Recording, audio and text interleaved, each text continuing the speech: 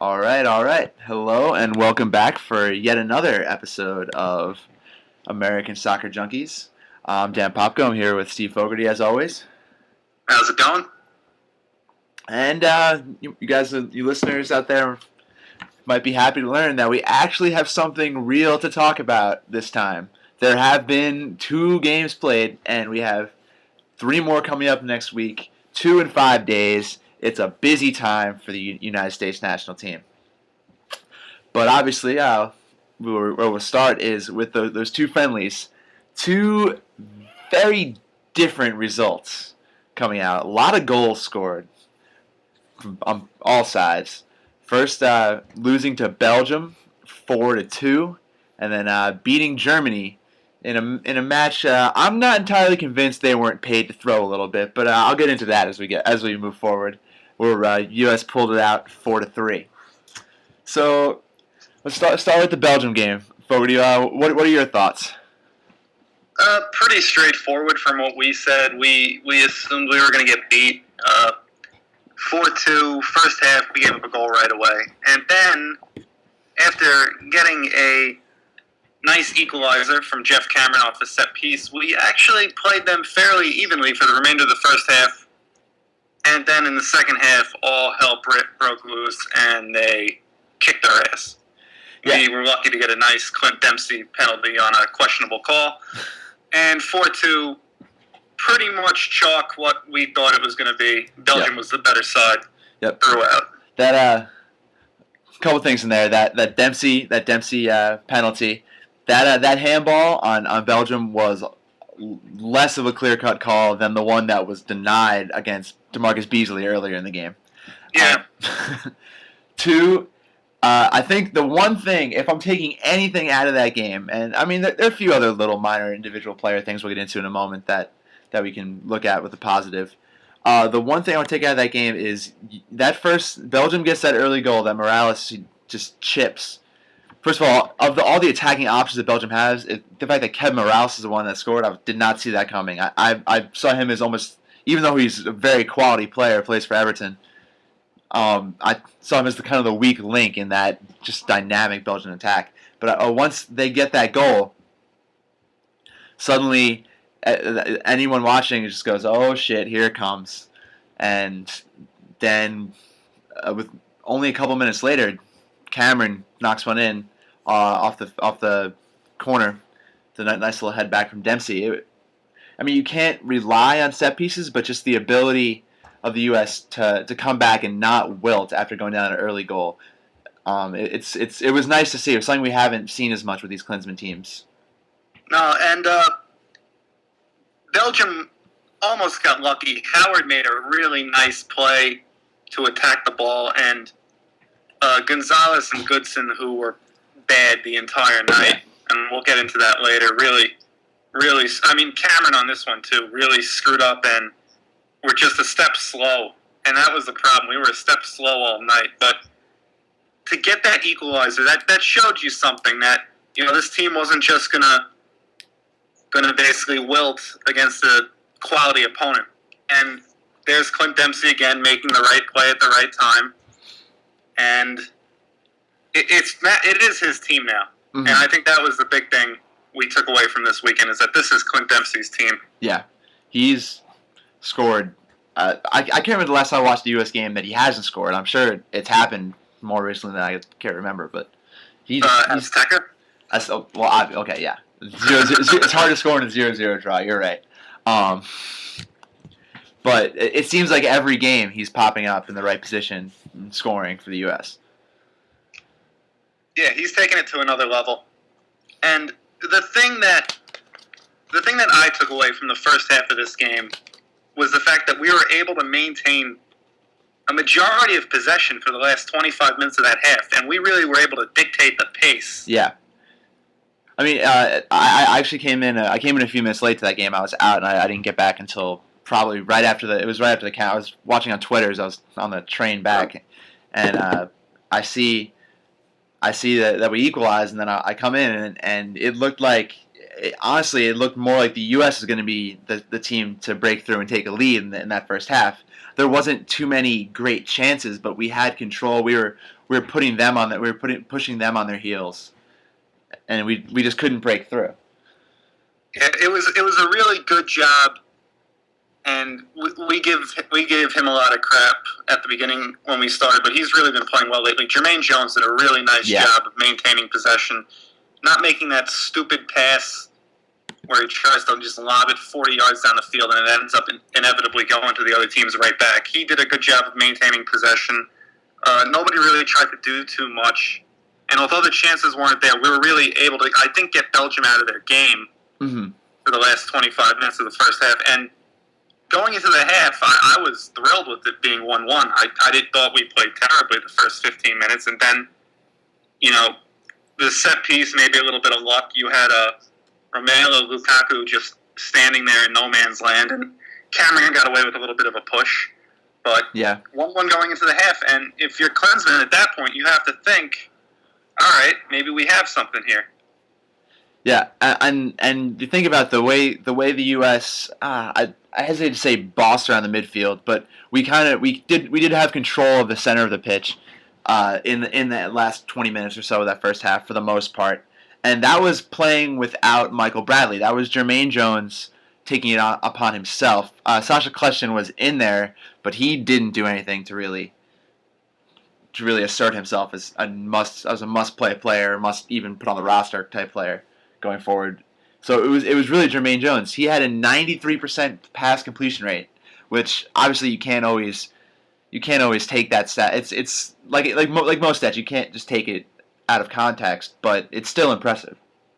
Yeah, and if you looked at the blog and the ratings we gave to the players, Jones, you may have thought was a little low. That was because I was really, really upset and probably overreacted to the yellow card he picked up at the end of the game because of his tendency to just he makes these stupid challenges every once in a while, and you always have to fear the fact that he might get himself sent off. Yeah, overall, it was a good performance from Jermaine Jones. It was the most Jermaine Jones moment of the game. That yellow card. He tends to just come in and just it's like almost like he gets the 80th minute. He says, "Oh shit, I don't have a yellow card yet. Let me go pick one up." Yeah, he's like, "Well, what are they going? I mean, if I get a red, they can't do anything with it." So exactly, it doesn't carry over. So hey, get it out of your system. Take it out on Belgium. I don't care. Take it out on Belgium as much as you want, Jermaine. Yeah, but.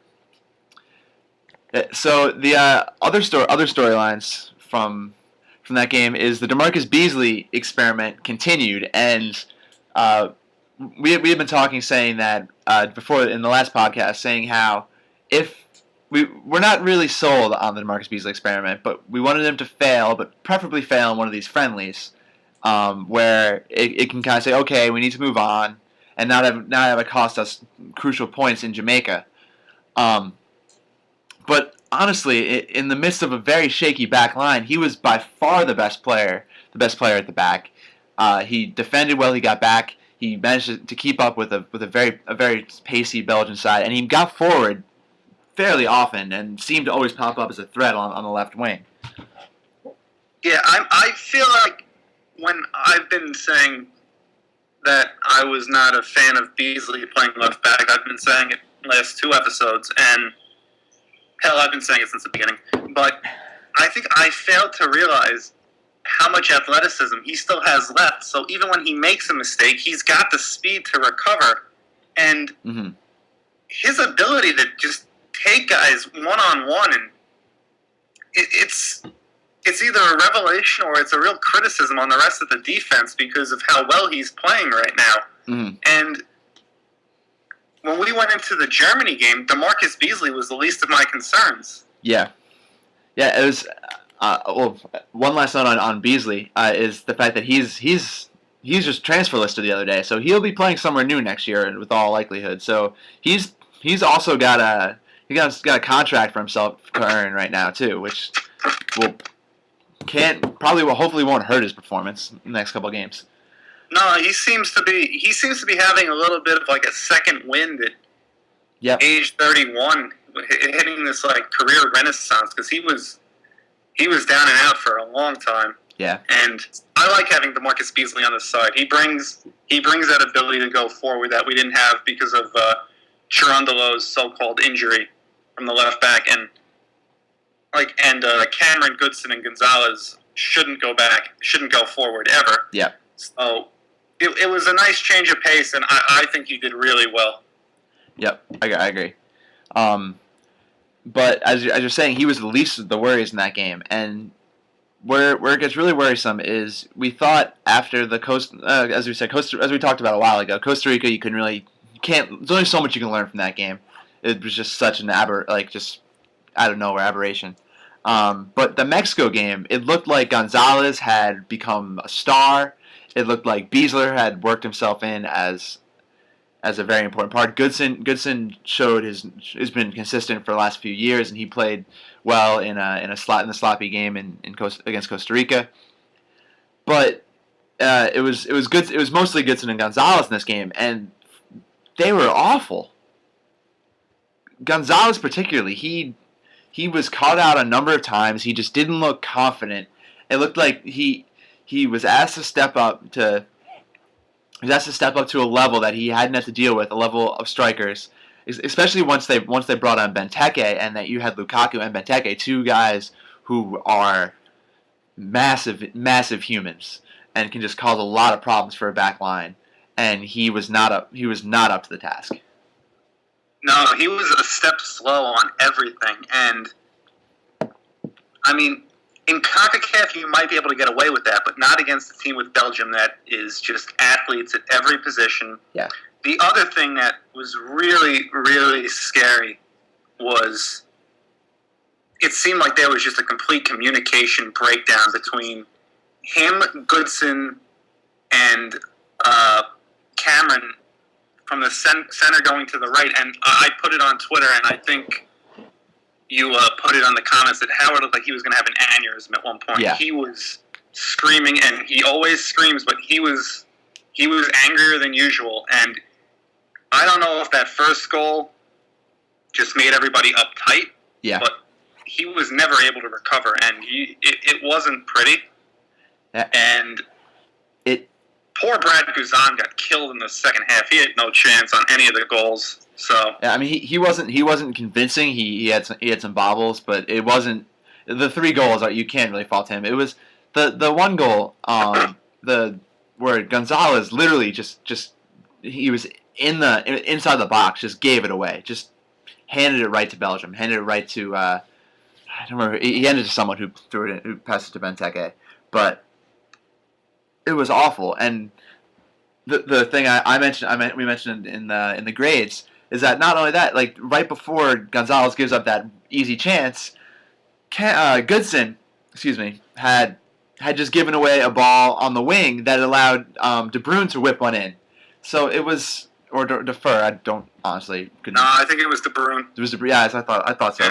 But he gave up just a chance that he just sort of cleared it. Even if you're playing no nonsense defense, which is something that we have always hated out of U.S. defenders, just do it. If you're not going to be convincing and able to defend anything, then just get the ball out of there and worry about the consequences later. Yeah, and Goodson, and I didn't even realize that he apparently wasn't sick. I guess he lost his spot at Brøndby. I don't follow what's going on in Denmark. Very few do. But he looked like a player who his confidence was down, and athletically he looks like he's lost a lot of the ability that made him I'm not going to say a viable starter, but a viable contributor to this team. And I don't know if we could play him because he's bad, and the communication was bad. It was just bad all around. Cameron's goal earned him a little bit of a reprieve, but he wasn't good by any stretch defending. And then at the end of the game, it wasn't for too long, but Beasler comes in, and he wasn't exactly looking great. He was caught out of position a couple times. He saved himself embarrassment by making an absolute just desperation challenge on Benteke to prevent his hat trick. But it was a good challenge, I guess. I thought there was a case for a penalty. I'm not sure he got the ball, but whatever works. I didn't think it was a call that you could have called the penalty on. I wouldn't say it was a good challenge. He looked out and that Benteke didn't end up going over the top. But, yeah, I think Beasler's rating was enhanced by the fact that he was a little bit better than Goodson, and Goodson was awful.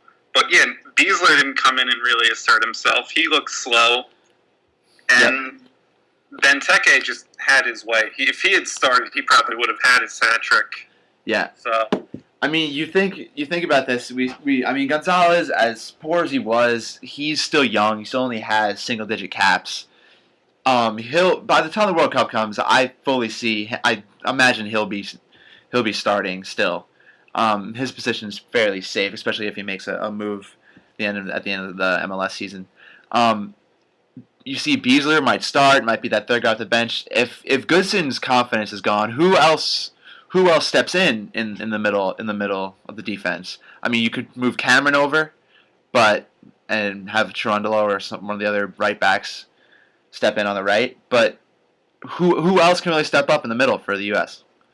Well, Gushianyewu was named to the preliminary roster for the Gold Cup. It would be nice to see if he has anything left. But, yeah, it's rough. I mean, Maurice Edu, maybe? I mean, he's hurt right now, but yeah, it's a real catch-22 with who you're going to stick in there, because every one of these guys has a weakness that teams can exploit. Yeah. But just with Gonzalez, I'm looking at it more as just, a couple bumps in the road for being the new starting center back. And because of he gave himself maybe unrealistic expectations because of how well the Mexico game went. Yep. But I'm hoping this is just a bump in the road and not a norm, because it's a lot different playing against, Philadelphia Union on a Wednesday night to going up against Belgium with world-class talent. Yeah. It's true. And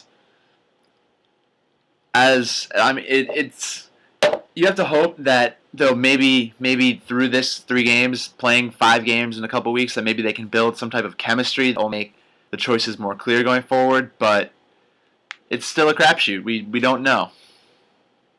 Well, the most difficult games over now we're playing can't match up to Belgium and even a depleted German side.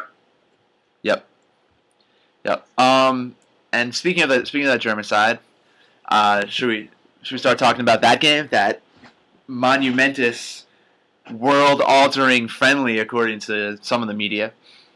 Yeah, let's go ahead. I actually a couple more things from Belgium.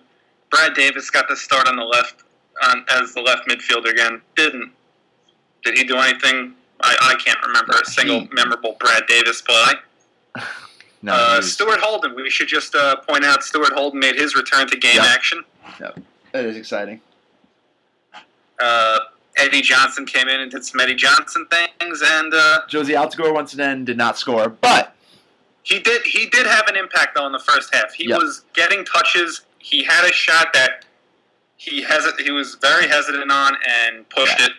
So it wasn't his teammates' fault today. For that game, he had to blame himself for that performance.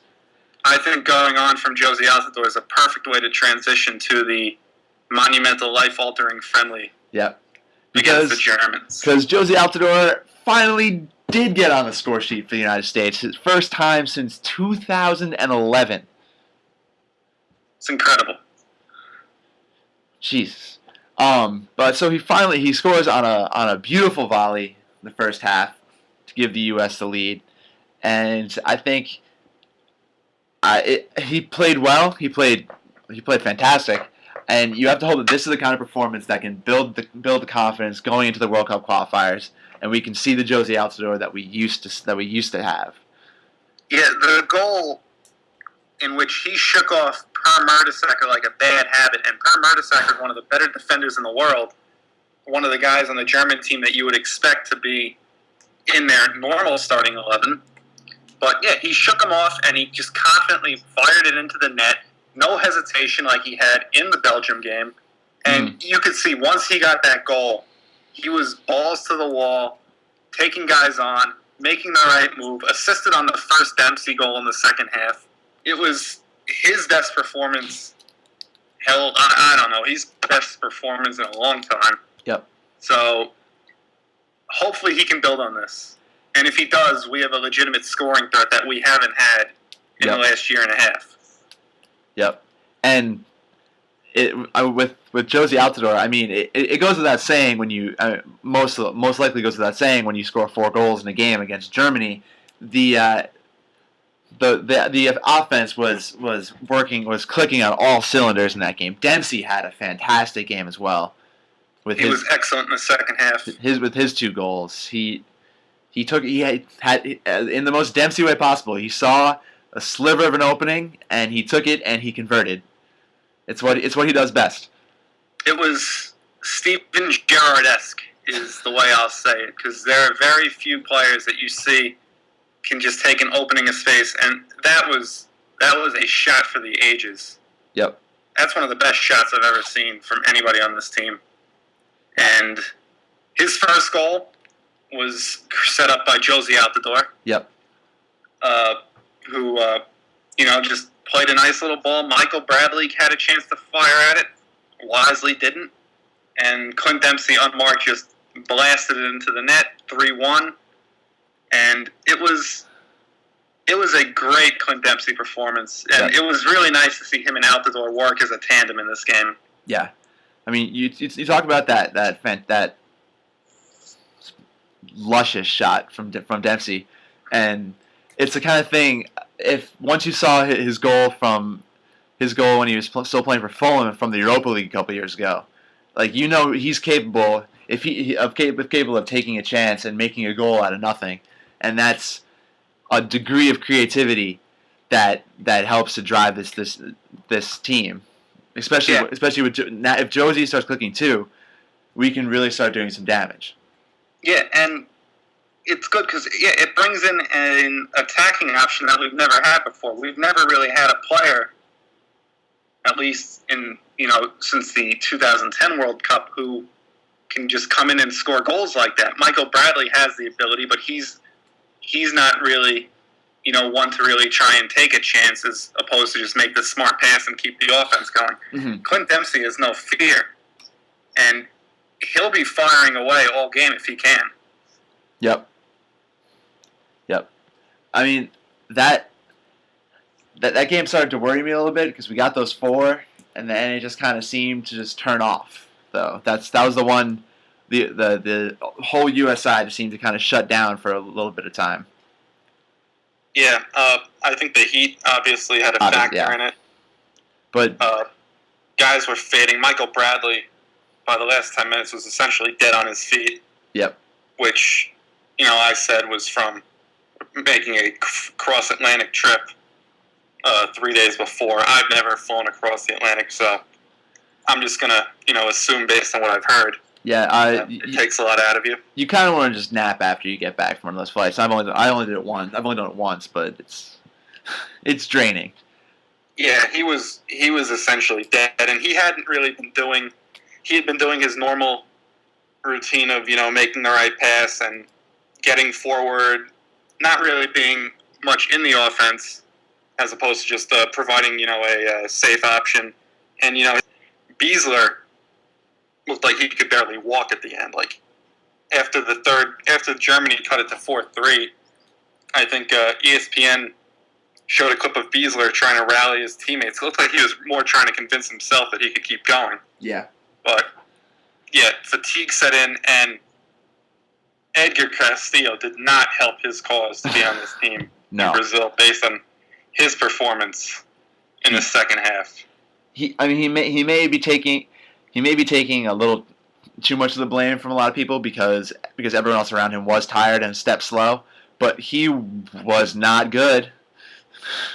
He could not contain Sidney Sam one-on-one. No.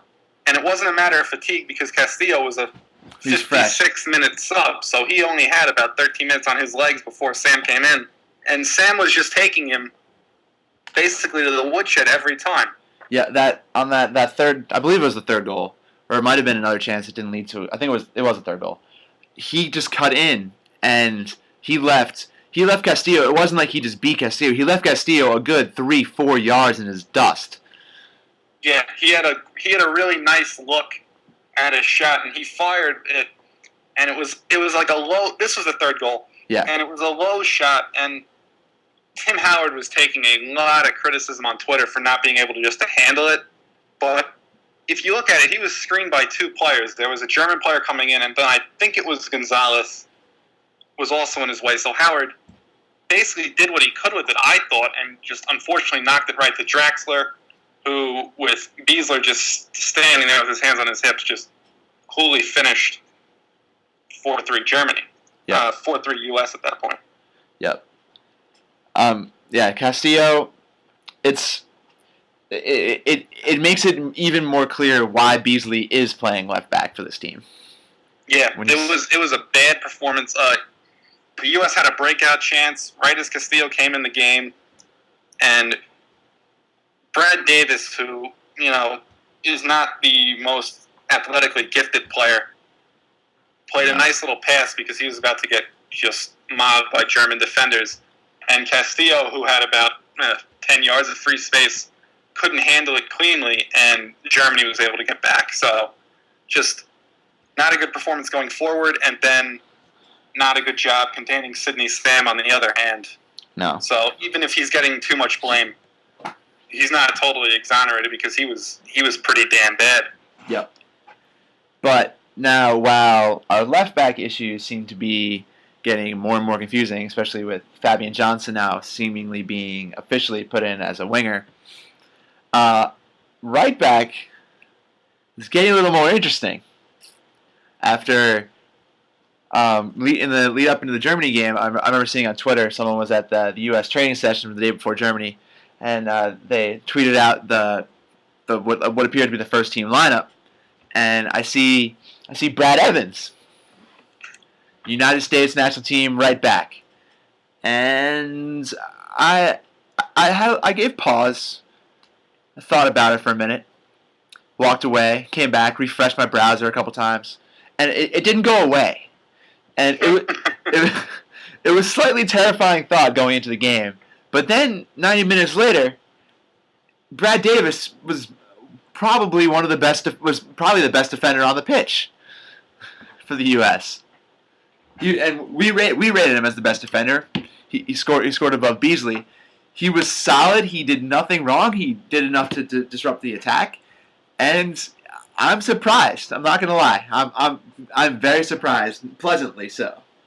Yeah, I went on Twitter probably about an hour before the game started. I typed in USA 11, and I see Howard, Evans, Beasler, Gonzalez, Beasley. I look at it, I'm like, Jesus Christ, what the hell is this? Yeah. And I refreshed it like you did, and it was still there, and I was thinking, oh crap. I was like, we're screwed. And the game starts, and he made the right play every time. Yep. Germany tried this 1-2 attack to try and get him out of position. No, he was in position the entire time. When he got the ball close to his end line, what did he do? He punted it out of there. He did not get cute. He did not try to make a pass. He got the ball out.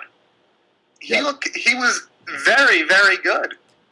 It was, I can't believe it. If you told me Brad Evans would be the starting right back going into the Jamaica qualifier, I would have told you you're crazy. Yeah. Now that him playing it, well, first of all, you tell any United States fan that our starting back for a qualifier could be Evans, Gonzalez, Beasley. If you told them that a year ago, the only player in that who people would be saying belong there would be Gonzalez, and that would only be in one of those someone saying it's about damn time, not that he's earned it.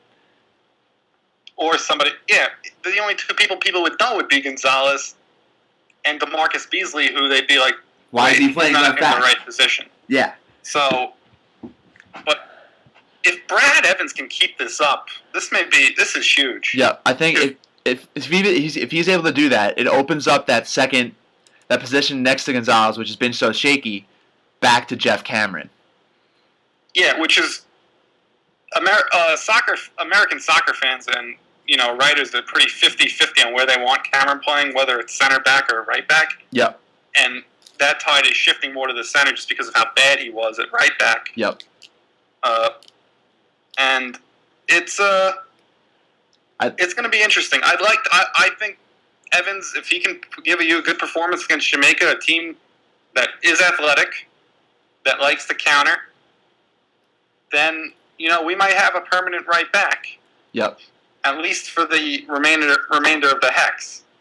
Yeah, I think Evans because he provides he didn't go forward a whole lot in that Germany game. Like, it's hard to do against that attack, but you think about the players that have stepped in at right back for the U.S. in the last couple of years. You have Cherundolo, Spector. They have those two guys in particular have this ability to go forward and put it across. And Davis can do that, but I think it's just his positional sense. He's just it's almost like when you hear about like an undersized point guard or something. They're just or like someone going to the NFL draft who has to be played to move position. They're just a player. He may not be best suited for right back Brad Evans, but he's just a player and he can step in and do the job. Yeah, he's not going to be spectacular, and you don't need him going forward because you have DeMarcus Beasley on the left who loves to go forward. Yep. So you tell him just concentrate on making sure your area is fine, area is clean, no mistakes coming out of there, and you'll obviously pick up more experience as you go along. Yeah, because I looked into it. And I'm thinking like what made them put Brad Evans at right back, and he. When playing for the US U20s, he played there for a game and a half or something, and he stepped in after someone got sent off and played both center back and right back for the Seattle Sounders like a couple weeks ago. And that right there is the extent of his experience in that position before the Germany game. It's just crazy to think he can step in and do that well. Yeah, well, he's going to be getting a crash course because you play a game that well against quality opposition. You may have found your way to Brazil. Yep. I mean, I didn't think he would. We both mentioned him. He came up, and he was quickly dismissed as someone who can make that team. But he might be playing himself out of the roster. We'll have to wait and see later in this podcast. Yep. Any other players you want to have some thoughts on from that game? Jermaine Jones, I think, played his best game as a member of this team. Oh, he was fantastic. The German own goal, which is one of the greatest things I've ever seen. It's hilarious. Oh, all of you go on YouTube and type it in. Jermaine Jones caused that, putting pressure all over the German defense, and then once again, passing was sharp. His pass to Altidore set up the first Dempsey goal. Yep. It was a beautiful pass. He was the fittest player on the pitch. And he and Bradley seemed to be working very well together, which was a concern of ours at the beginning of when we started this podcast a couple months ago. Yeah. But he and Bradley looked great working as a team. They really are. They're the anchor of this team. As much as this team won't go anywhere without Dempsey, but the what holds it together is really Tim Howard at back and then Jones and Bradley in the center of the park. Mm-hmm. Everything else we can change as long as you keep change around a little bit, and the team might not be better or worse for it, but those two are really what makes it. Yep.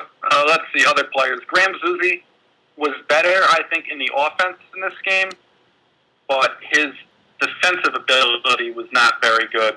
Mm-hmm. As Marcel Janssen was able to just go from his left back position and just basically get forward at will in the first half. Yep. I know we talked about him before. He kind of he is what he is. You're not going to get.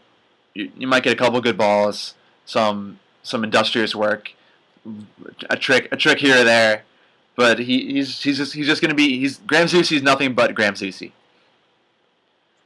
But yep. Let's see.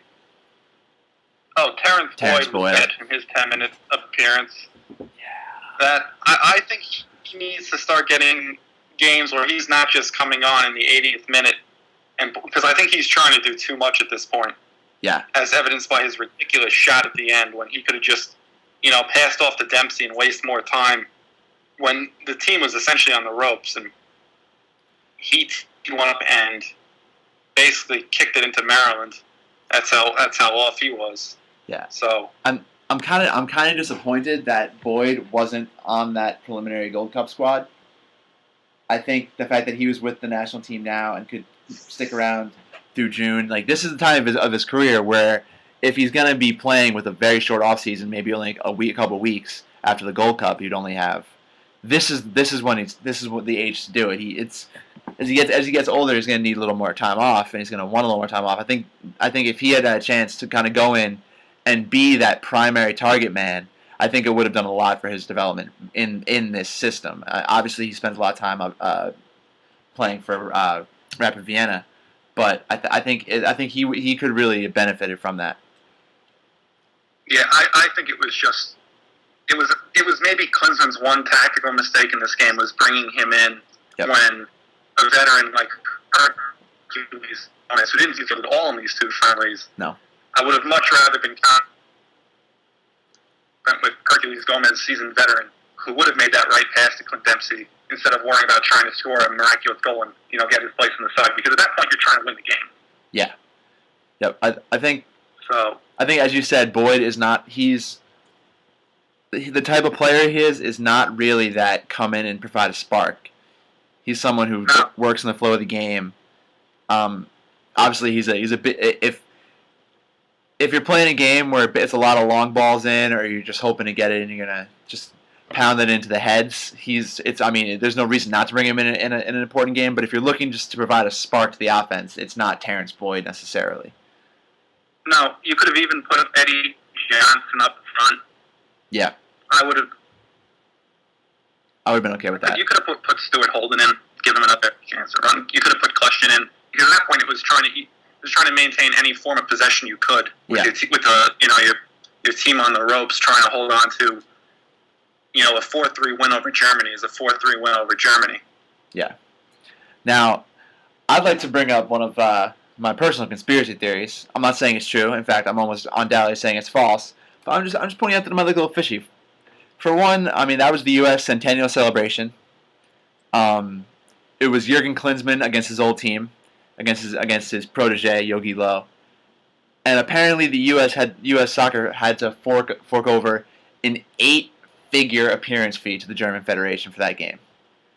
You think there's not some little incentive that, like, all right, the U.S. needs to win this game to kind of make it worth it and kind of for the celebration? I don't know. I think that the German performance was a little bit flat until the 70th minute or so, and I don't know, just some food for thought. Think about it. I'm not going to disagree with you. Oh, it's definitely a skeptic talking over here. This is soccer. Yeah, but we are dealing with the most corrupt sport in the world. Yep. And there are moments like that own goal. You could was that? Yeah. Was that just a howler, or was there maybe a little bit of purpose behind it? But then he came back and stopped Jermaine Jones on the header in the 90th minute. Yeah. No, I don't think there was anything. One of the best saves I've seen in a long time. Yeah, Ter Stegen's got a lot of talent. He's another really young keeper. But I'm not saying there's anything as untoward as like, oh, we're going to let this really suspicious own goal in. That I think just was a howler. But I don't know, just maybe a little bit taking the foot off the gas a little bit. I don't know. I'm wrong. I'm willing to admit that, but it was enough. Once I heard about that 8-figure appearance fee, it was enough to make me think a little bit. But now that and obviously we'll play both sides of this, but they also just came off a 4-2 win against Ecuador, mm-hmm. who was the 10th team in the world, and I don't know what the expectations were for that game, but FIFA rankings are shit anyway, because remember we were fourth going to the 2006 World Cup. Yep, group of death. Yeah, and we died. We did. It was they seemed flat. It seemed flat from the onset. I mean, I'm not going to say that their missed chances should have scored. I mean, you're not expecting Per Mertesacker to score. I don't know how many times he's been in that position in his entire life, maybe 10. So his miss, was skeptical. But, yeah, they turned it on at the end. I think they realized we're down 4-1. We better bust ass just so we don't get killed at home and come home to, this is a team with expectations. Yep. But, yeah, I mean, it was still a great win. Still, I mean, you can't turn your back on a 4-3 win over Germany. They're saying it's there's been a tradition. It's been a glorious tradition of the Klinsmann era for friendlies to be propped up as the turning point in U.S. soccer, so to speak. Mexico, Italy, Germany is the most recent in that. And I mean, if you're listening to this podcast right now and you haven't turned it off in the last minute and a half after listening to us talk about conspiracy theories, you're smart enough to know that it doesn't really represent a turning point so much. I mean, the Azteca one, it's nice to get a win there, but you need me to do it in a qualifier in a competitive match. I don't know. It's still nice. Still might be that little boost of confidence. Nice to see the offense clicking. That's what the real takeaway is. Not the actual result, the actual win. The takeaway is that is Josie Altidor's confidence, is Brad Evans' ability to play right back, is DeMarcus Beasley the experiment continuing to give results. Is that we're able to get something going forward that we haven't had in the past. Yeah, I just want to say this too. There's a lot of talk about this was Germany's B's team. This was Per Mertesacker, Lucas Podolski, Miroslav Klose, Julian Draxler, the future of German soccer, basically, along with Mario Götze, who didn't play, obviously. These were players on teams that make the Champions League regularly, that play in the Bundesliga, probably the best league in the world.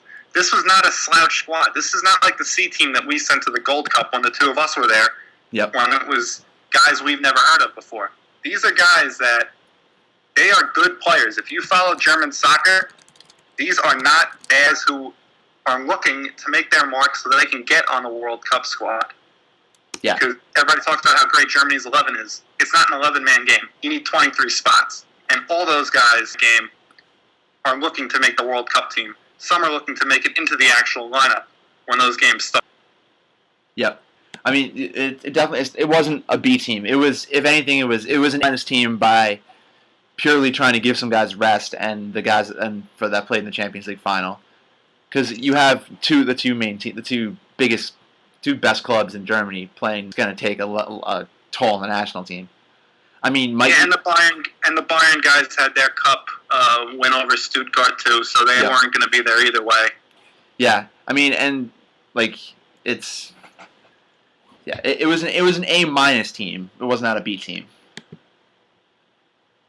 But as we said, it's all about taking that confidence and bringing it into the next games, which come up quickly. I mean, there wasn't too long between Germany and between Belgium and Germany, but have 5 days to take that in, to bring it to training for Klinsmann to see what he saw in those games and make adjustments. And so the team's already in Jamaica right now, getting ready for Friday, tomorrow night, taking on the Reggae Boys. What are your expectations? Making a return trip to the office after a 2-1 defeat in the third round of qualifiers, so it's a big one. Yep, it is. I think of these three qualifiers, it's probably the game I'm most looking forward to. It's not the game. If we drop points to Panama or Honduras, I'll be more concerned. If we come out here with a draw, I think that is probably considered a success for the U.S. at this point. But I want to win this game. Boy, do I want to win this game. Yeah, we came out.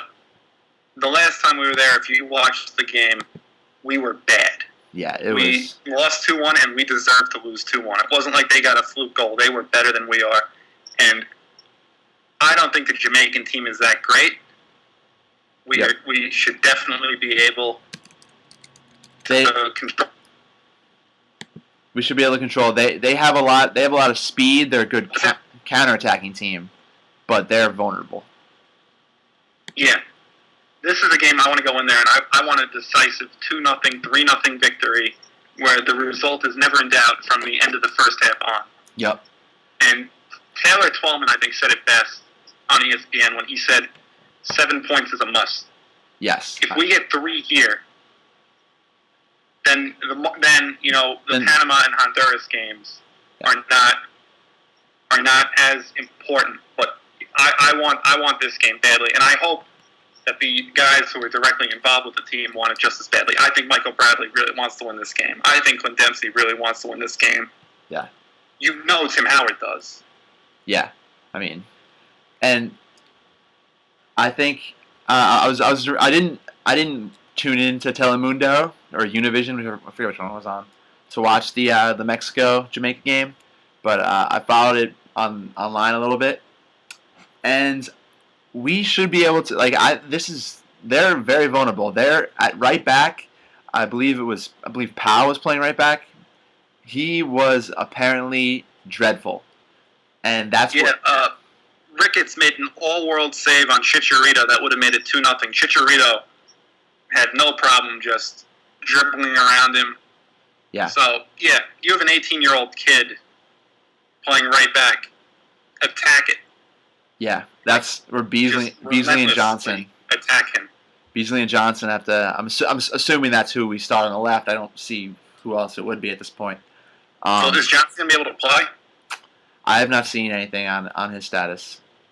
Neither have I. I looked before we got on, but if he can play, I'll just add this real quickly. He provided some, good run of play going forward. Basically, what we hadn't had with Brad Davis. Yep. Against Belgium, he didn't have any results to show for it, but it was promising. Yep. So. Yeah, this is a big game for Graham Zusi, I think. Yep. Because it's a very inexperienced back line for Jamaica. Mm-hmm. And someone I actually forgot about who's been playing on that left spot recently, Hercules Gomez.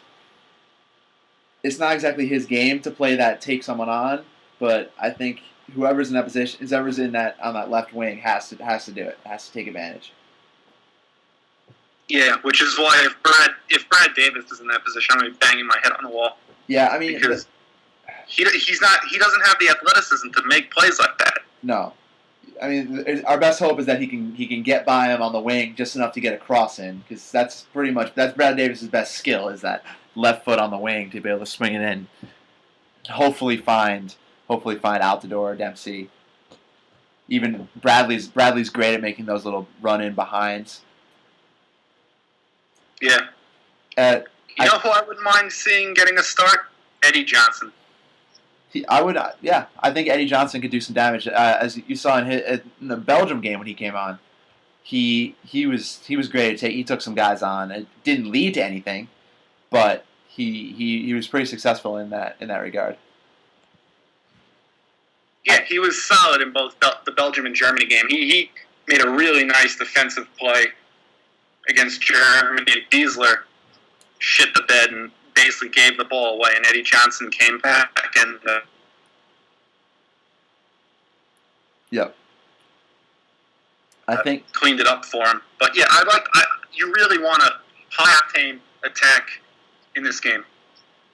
Yeah, I agree. I think that getting the attack forward is important, but I think also is because of the style and the speed that Jamaica counterattacks, and they can counterattack quickly. They can turn. They have the speed. Ryan Johnson has been great in the MLS this season up front, the Portland Timbers front man. He looked dangerous before getting taken off against Mexico. I was reading. Jamaica now has Jermaine Beckford, former Everton man. I don't see on their roster. Yeah, no, Dane Richards isn't in the squad right now. But they still have the speed. They still have the ability to get to counterattack. So I think that's where that ability of Beasley to get back, of Evans to kind of maintain his good playing position, and for Jones to break things up. I honestly, this is a game. I assume that at some point in this game, Jermaine Jones is going to pick up a yellow card, and I will not be mad about it. That's my hope. He will see a play. Yeah. He will see a play developing, and he will step in and take his yellow card like a man. Yeah. Just two things. Start with Jones. He was very, very good at picking up these like sneaky little ticky-tack fouls that they couldn't call him for that just disrupted the German break. He did it about twice in the last 20 minutes of the game. Yep. It was just brilliant. The way he was able to just stop it just by fouling. Number two, Jamaica just played a war against Mexico. I watched the last 20 minutes, and it was pretty back and forth. Jamaica didn't really get to do much, but they had solid possession. They might be gassed. This might be a team that will fade late. So it's important to get them on the back burners early, try and use as much energy possible to get an equalizer, because they need a result out of this game badly. We do, but they're right now on the outside looking in, sitting in last place in the Hex. Yeah, and they're still bleeding in a lot of new talent that is either young guys like Powell, as we talked about. Darren Maddox only has 5 caps. He's young, MLS based forward, and they've pulled in a lot of dual nationals lately too that are still finding their feet with the side, like Adrian Mariappa, who plays with Reading. As I mentioned, Beckford. There's plenty others. I think they saw that they're kind of maybe hoping to get 1 point out of these 2 games, and then they're gonna have to clean up the rest of the way. But they'll be tired, but they'll be desperate. And yeah. I'm worried about the U.S. falling asleep just enough to let them get in, and then Ricketts is capable of pulling off, as you said, that all-world save against Chicharito. He is capable of stonewalling the U.S. for long periods of time. Yeah, he is a very solid goalie. He doesn't have one elite skill, but he is not going to make a mistake that'll give the U.S. a cheap goal. They're going to have to earn their goals in this game. Yep. Which they should. They have the more talented players. Exactly. But as you said, as we learned in the last round of qualifying, Jamaica can be tough. It's not the greatest surface. It's a talented team. It was up and coming around the time of the last Gold Cup. I'm not sure what the official verdict on the up and coming status is anymore, but they still have a lot of talent. It's going to be a raucous atmosphere there in Kingston. Yep. So it's going to be fun. If you have beIN Sport, God bless you. If not, you'll be watching on the stream, hopefully with me. So. Yep, I think I might actually have beIN Sport. It might be in regular def. It might be in Spanish. It might air 2 hours before or after the game, but I have beIN Sport. Yeah, I'll be sitting here on the laptop, pausing and starting every 5 minutes. So my grades might not be the most accurate for this game. It's all right, considering it's a Friday night game. I don't think the grades will be going up exactly right away. So. No, sometime during the weekend. Yep, sometime during the weekend you can expect them.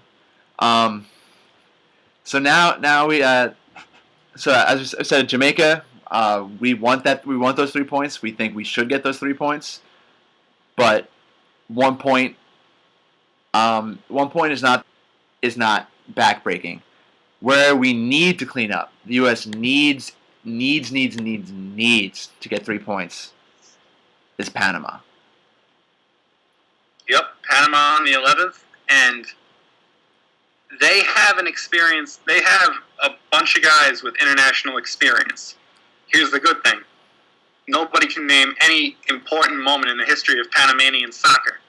So they do have scary options. They have a solid striking pair with Perez and Tejada, who have been doing it forever. Hey, Panama finished runners-up in the 2005 Gold Cup.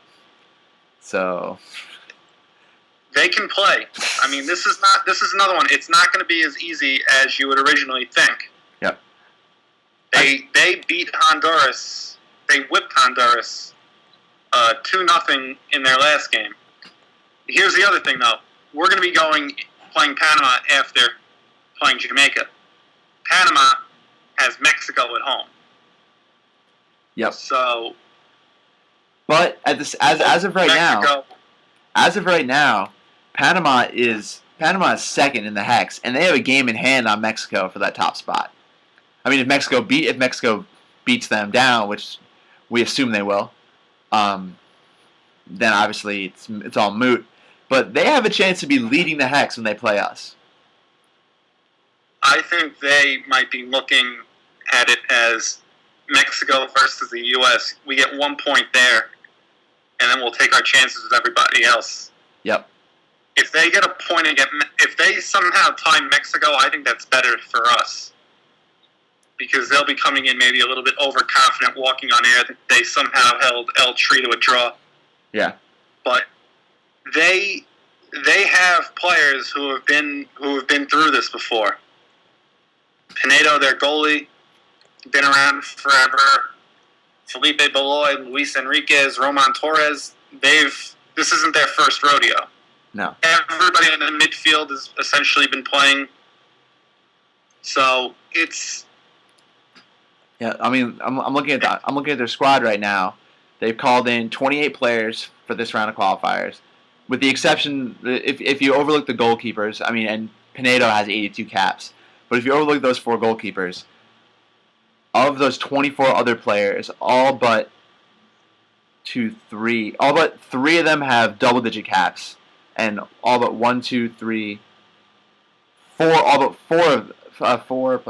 7 of them. So 17 players of the 24 non-goalkeepers called in have 20 caps or more. They're experienced. They're not going to be nervous, and Jamaica has the benefit of playing with a home crowd. Panama has the benefit of playing with a bunch of experienced players. This is another one where we're going to just have to outwork them. Yep. And our skilled players are going to have to be good. This is a game where I wish Landon Donovan were here. Yep.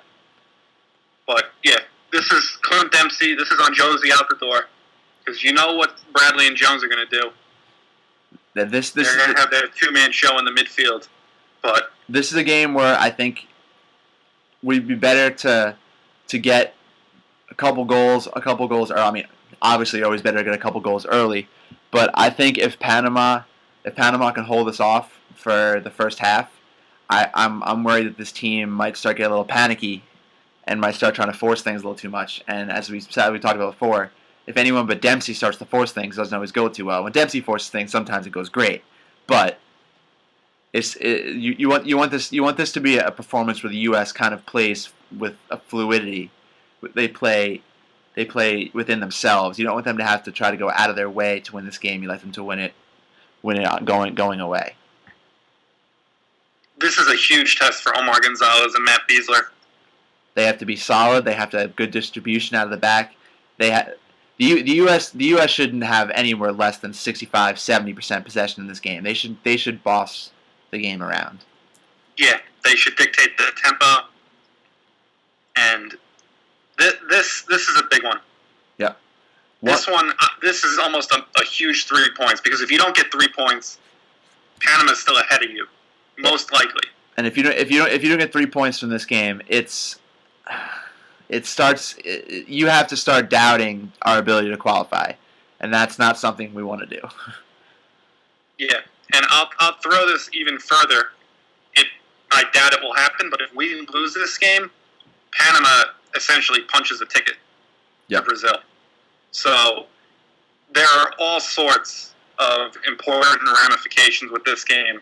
And, of course, the Honduras game coming up is not a gimme either. No. So we'll preview that after in the next podcast. But it's going to be it's 2 really interesting games. It's 2 really different teams in 2 different settings. Yep. So we'll see. One last thought on the Panama game. It's in Seattle, which, I mean, it's about as far from Panama as you can probably get, unless we put it up by me in Boston, which they are not a great crowd there at Foxborough. But this is Seattle's first chance at a World Cup qualifier. We've seen what they've done for for the Sounders out there, that's the Pacific Northwest is it's an interesting little cradle of this country, but it has some pretty passionate soccer fans, pretty huge hipsters, but pretty passionate soccer fans. And I hope they show up. I hope they're drunk. I hope they're blasting the grunge music. I hope they give them hell. they'll be drunk, but they'll be on craft beer, so it'll be interesting. Hey, some of that shit's pretty strong. It is. But this is Seattle's chance to really prove themselves as an American soccer city. It's been Columbus and Kansas City have gotten the call for the big games. But I think Seattle could provide a great home field advantage. I think it can knock out Panama of their element. I don't see where, like when we put the Honduras game in Chicago, I believe, and there was a huge Honduran population showed up. Pretty sure. Yep, I don't see a lot of Panamanians making the journey to Seattle. So this is going to be a strong. We have to win. We have to come through. Put the crowd has to be. It's got to be an all-around performance from everyone involved. But yeah.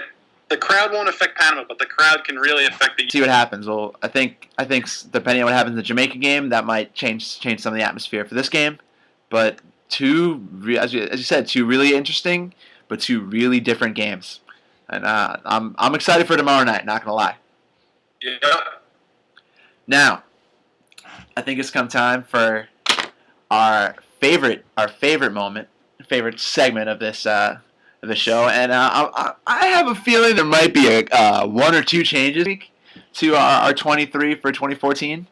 We've seen not just Klinsmann's roster, but his tactical decisions where he sees players fitting into this squad, and I think that changes some things around. So, Fogarty, we do the honors and read what we came up with last time for this segment.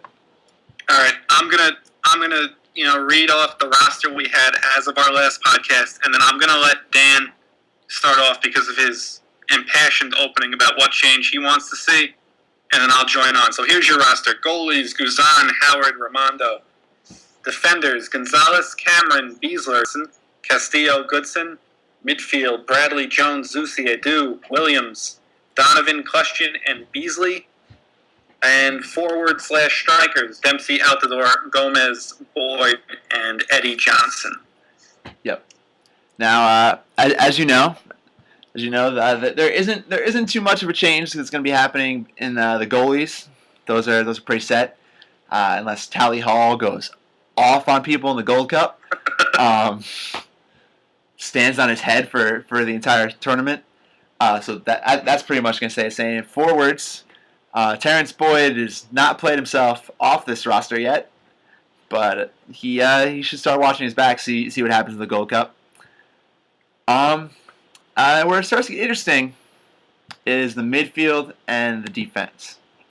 There's a lot of holes that need to be filled. We're not quite set there. As of right now. Players that I see possibly off in this round of discussion.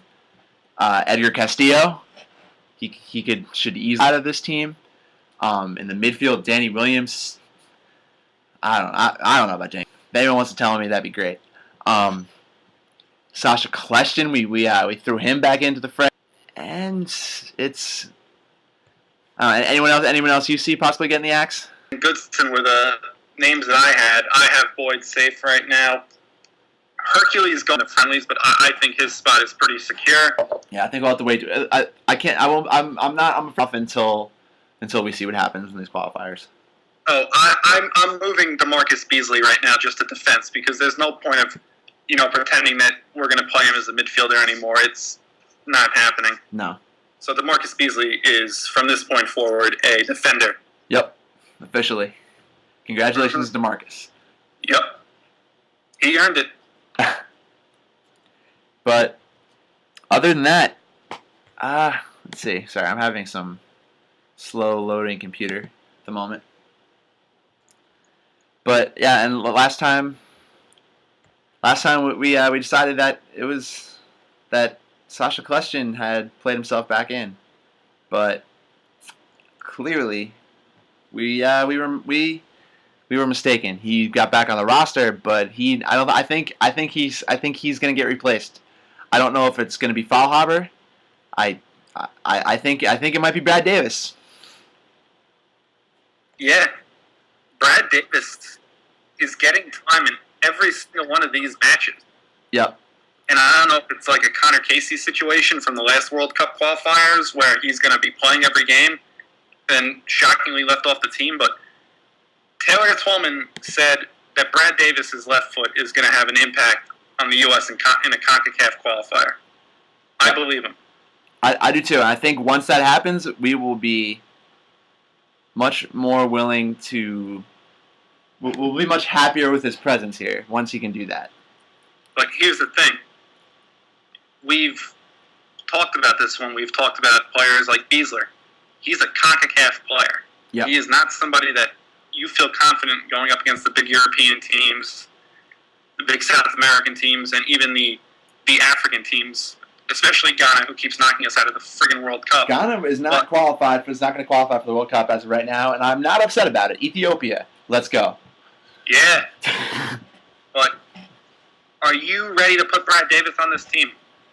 Am I ready to put Brad Davis on this team? That is a question for the. I don't want to be ready. I don't want to be ready, but I think I might be ready. As am I. Now, there are two midfield spots. There's Williams and Question. Yep. And another spot I hadn't even thought about that we might want to put up for discussion as of right now. Maurice Edu. I mean, it's the old adage you can't lose your starting spot. You can't lose your spot for injury. But I'm not entirely convinced that Klinsmann rates him very, very highly. I would have said Edu, except here was the thing. The only player on this team that really could replace Edu and do what Edu does, there's two actually. There's Stuart Holden and Kyle Beckerman. Kyle Beckerman didn't even get the call in for this cycle. Yep. Stuart Holden, until he plays in the Gold Cup, I can't put on the roster because his Belgium appearance was basically just a welcome back, 10-minute welcome home tour. So I'm going to hold off on that. Davis is going to get in this squad, I think, because we can't keep both Question and Williams. One of them has to go. Williams hasn't seen the pitch. I'm not upset about it. He doesn't even have a number right now on the team. Question was just flat out bad in the Belgium game. So one of those two needs to go. I think for Davis it's Question. I agree with you. So that's all right. Question finally made it onto the sheet, and he's gone. Sorry, Sasha. Maybe next time. So I'm going to say Danny Williams' spot is safe for now because nobody really played their way in to take that spot yet. The Gold Cup could change that if somebody comes in the midfield and really impresses. Yeah, I mean, just for discussion points, let's look at that Gold Cup preliminary roster and see the players that have gotten called in that at least intriguing. I mean, there's some guys on there that actually look at this roster. There's no one in there that I don't see at least being able to make a case for. I mean, like maybe in the forwards, I don't exactly see Alan Gordon working his way onto this team. But I can't believe he got called in. Neither can I. My boy Mike McGee, who just got traded. Come on, Mike. Yeah, I mean, you look at that team. I was going to read off their roster they have right now. Goalkeepers, they called in the four non prem based guys from this camp: Hamid, Johnson, Ramondo, Hall. Defenders, we have returned. We could see a back line that features Carlos Bocanegra and Aguchi Onyewu in the Gold Cup. I don't. It's amazing. But then you see. Where the hell was this when we were there? Yep. I don't know. Then they called in Gonzalez, Beasler, Goodson. So 3 guys that were with this team space, Scandinavian based. Edgar Castillo, who probably will get to play it. I mean, this roster will get cut down, especially depending on what happens with these qualifiers. DeMarcus Beasley, Parkhurst is called in again. Corey Ash is called back. Tony Beltran, who I guess I don't see Tony Beltran and Corey Ash making the World Cup roster. Sorry, guys. Thanks for playing. And Orozco Fiscal. In the midfield, Beckerman, Zusi, Breck Shea, Joe Corona. I think that's his chance to shine. I think if he performs well, he can work his way onto this team. But once again, another guy I haven't seen enough out of yet. Stuart Holden, Davis, Evans, Bedoya, Discaroons, finally getting a call. Josh Gatt getting some run. Faulhaber getting back in. Eddie Johnson, Jose Francisco Torres making a return. This is gonna be a fun. I'm getting myself excited for this Gold Cup today. I don't know why. I'd rather watch the midfield training sessions than the games. These guys are going to be going to war with each other.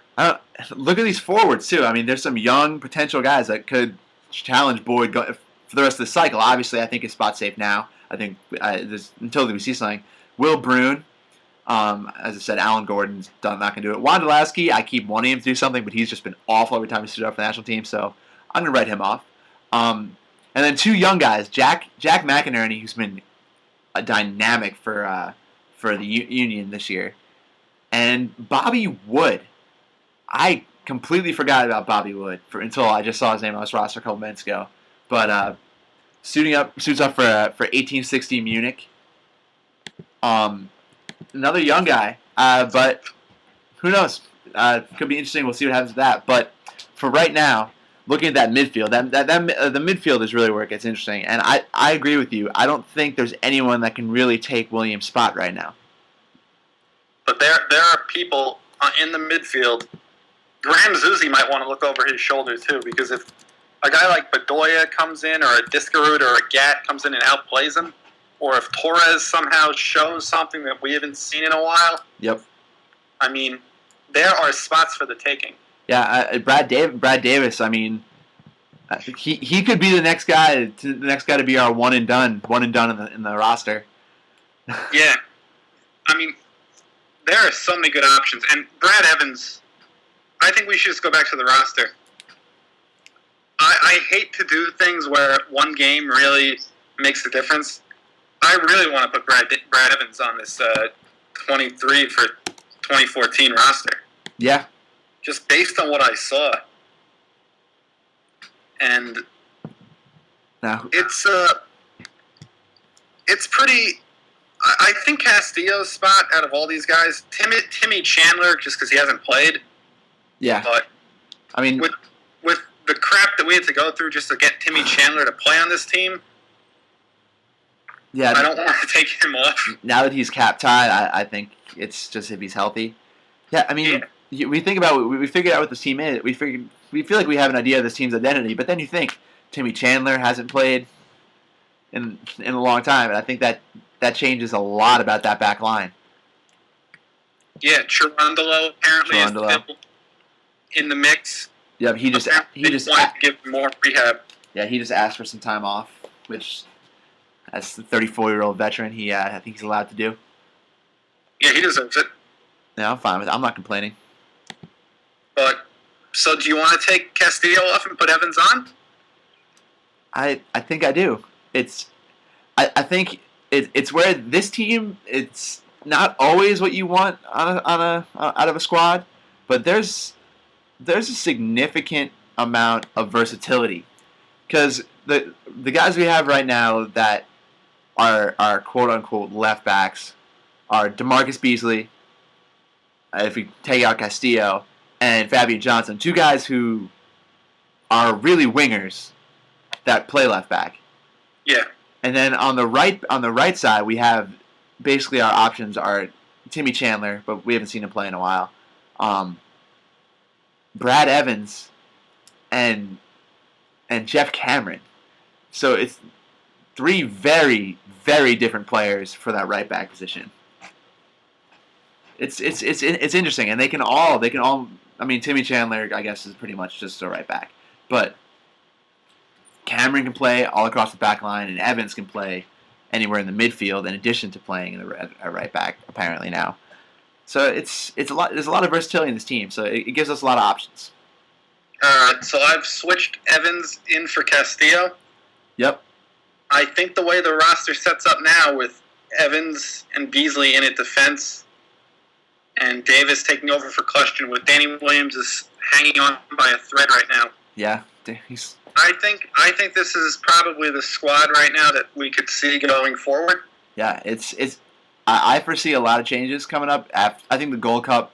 I think that first squad after the Gold Cup is going to tell us as much as anything else about the future of this team. Yeah, and the Gold Cup all of a sudden became really exciting just because of how many players have stuff to prove. And this is something I want to just give credit to U.S. Soccer. When we went to the Gold Cup in 2009, we brought our B team, and it wasn't very good. It was a soft We're essentially doing the same now, and there are a ton of really good options on this team. Yeah, guys, you could see going forward that you want to see more of. Yeah, even if you look at the squad, even if you take off the guys that are playing that are on this qualifying roster, so say you take out Gonzalez, Beasley, Goodson, Castillo, Beasley. I guess you can even take off Parkhurst if you really want to, but like leave him around because he's not going to play. You take off the Zeusis, take off even Davis and Evans, take off Herc, Ruiz Gomez. That's still a very intriguing team. You lose the most in the back line, but you still have Bocanegra, Onyewu, and not much else. But that's just, so I guess what we learned today is that our back line is thin. Yeah, well, I mean, it's basically, patched together with duct tape now, putting two wingers. Yep. At left. Thank God this DeMarcus Beasley experiment succeeded. We wanted it to fail. If it failed, what the hell would we be doing? We'd have, I guess, Edgar Castillo by default playing left back, and that's not a good proposition. No. Oh, but as I was saying, aside from that, where it's thin right there, the rest of the team, we're bringing talent. We're bringing some young players who are getting some good looks, and we're bringing some veterans who are trying to earn a spot back. It's a very intriguing team. It should be a great Gold Cup, sort of. I'll enjoy it. I hope you will too. I will too. But I think we're gonna have to wait. We might learn a little bit something against Jamaica when we see who Klinsmann trots out for a real game. If Herc doesn't make it again, I think he might be our first forward casualty. But he and Boyd are in a two-man race right now. Yep, a two-man race to the bottom. Yeah, it's not a race you want to win. Nope. But as of right now, it looks like the Brads taking back over U.S. Soccer. What an upset! Who would have thought that? That would have been like 50-1 odds in Vegas that the Brad squad would be. We'd have 3 Brads on the team. Yep. This is our chance for going to this. This is our chance for a mea culpa to apologize because last time you listened to us, we kind of ripped into the Brad's appearance, the late appearance on the squad, but now it looks like they might be here to stay. Yeah, we're not perfect. I mean, we're good, but we're not perfect. We're good. Yeah, sorry, Brad perfect. Davis and Brad Evans. Hey, Brad, you guys are now some of my favorite players on this team. Well, Brad Evans is. Brad Davis, show me a left foot. Maybe then we can talk. But yep. I think that. All right, so just going forward, let me just read off the roster one more time. Guzan, Howard, Ramondo, keepers, defenders, Gonzalez, Cameron, Beasler, Chandler, Fabian Johnson, Goodson for now, DeMarcus Beasley, and Evans. Midfielders, Bradley, Jones, Zuzi, Adu, Williams, Donovan, and Davis, forward /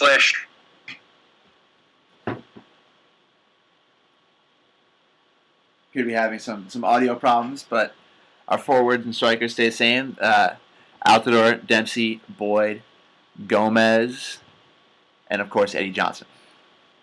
I think that just about covers it today for here at American Soccer Junkies. This is Dan Popko, and I want to thank Steve Fogarty for joining me again.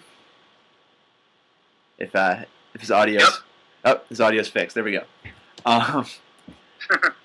So as always, check out the blog at Confessions of an American Soccer Junkie. Check us out on Twitter at US_Soccer Junkie. Check out me personally at PopkoDKG. Yep, and if you have any direct complaints about